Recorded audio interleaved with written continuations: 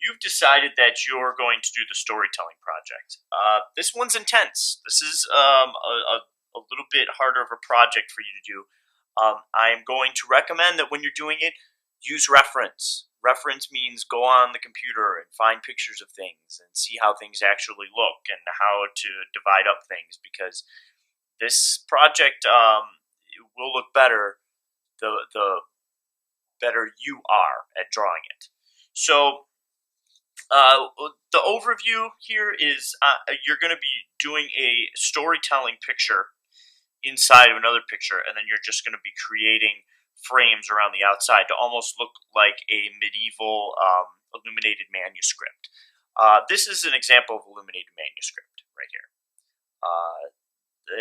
Am I looking for this? Absolutely not. But this is kind of where the idea is coming from. Now, do you have to do dragons? Do you have to do that? No, you can do whatever you want with this. I've had people do historical things, meaning like if you want to do something about history, like a speech Abraham Lincoln gave or something like that, you can do that. You can do a story you came up with, or you can, but I don't like it as much as if you do something that's off of something that's already existing.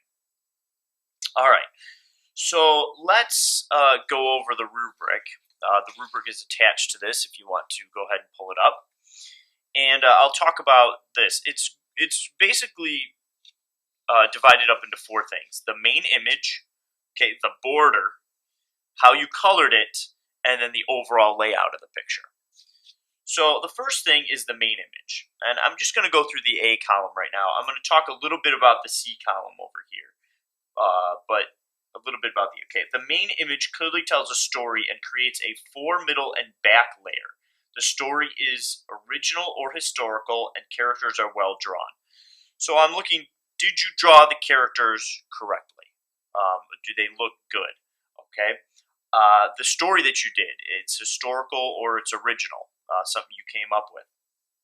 It's also got a fore, middle, and background, meaning like you've got an object or something in the foreground, close up to you, something in the middle ground, and then you've got a background. So I've got three layers happening.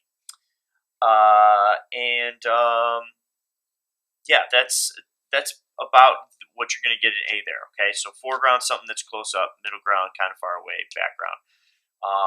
I need to. It also says that you clearly tell a story. I need to be able to look at this and see that there's some kind of story happening. What that means is in this sense, you're watching a video. You pause the video. What happened? What are you seeing right now? Obviously, something happened before and something happened afterwards. But I want a sense of a story here. Okay, I'm going to go over a little bit more on this one. Again, you can do something based off of existing fiction, but I'm going to drop you down to a B on that one. Now, obviously, if you're doing an A on everything else, if you get an A on all the other columns, you'll still get an A on this. But I would rather have something original or something based off of historical. Okay. The last thing is the characters. You're going to get a C or below if you draw your characters as stick figures. Don't draw them as stick figures. Okay. Next, the borders.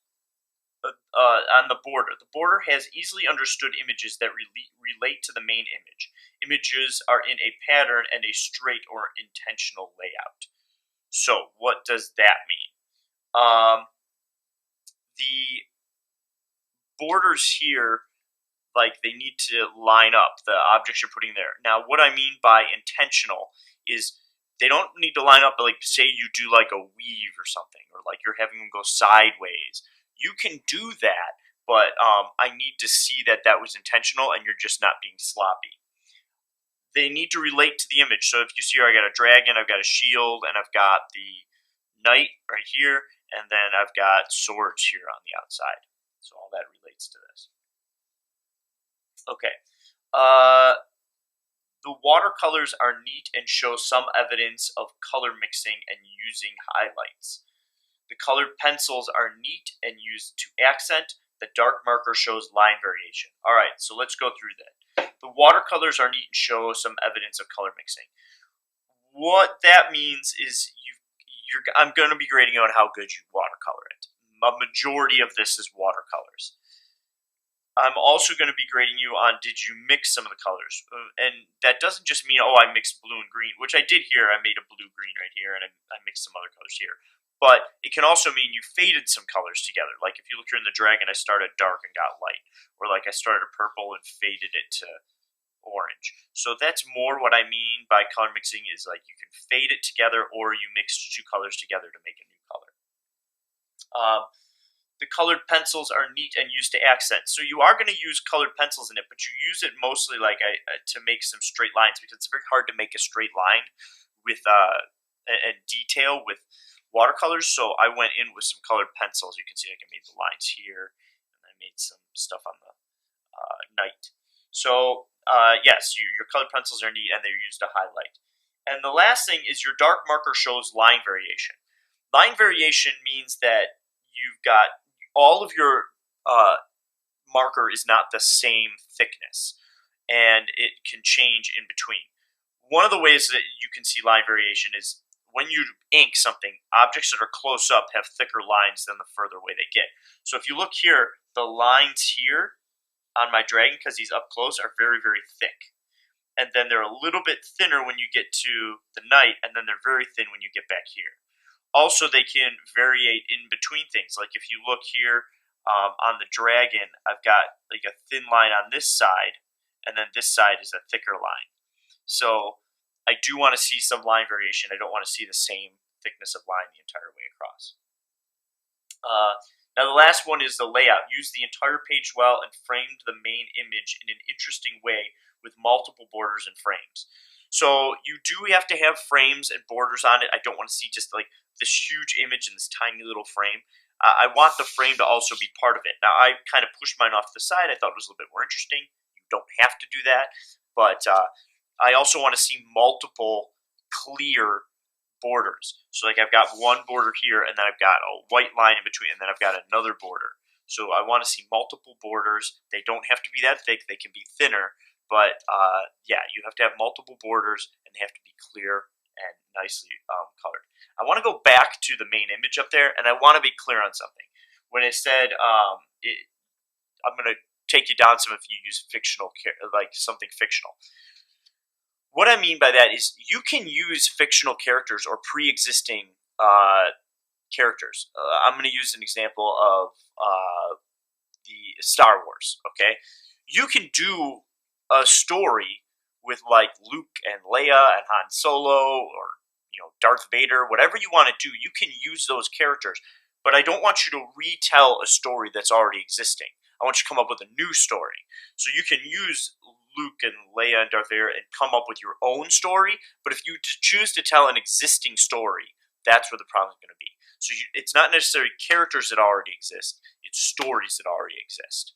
Like you could tell a new Harry Potter story if you want, but if you use Harry Potter, like this a Harry Potter story that's already happening, then I'm going to take a few points off because I want you to be a little bit more creative with what you come up with. So there's a lot of steps to this project, but if you slow down and really take your time with it, you could turn out to have something that looks really, really cool. Watercolors are a little infuriating, but they're still light enough that you can have them look good. Last thing I want to go over, where is it? Watercolors are sloppy or have major bleed areas. What a bleed area is, where I had it happen here when I was using the green. The green sometimes just leaks out and gets on the other side. That's okay. You're going to get a little bit of bleed. That just happens sometimes with watercolors. Where it's a problem is if you've got like your green has gone all over the place and you've got like this giant halo. So just keep that in mind that that's what bleed areas mean. Look over the rubric. If you have any questions about it, go up and ask me. But you can move on to video number 2 because you are ready to go.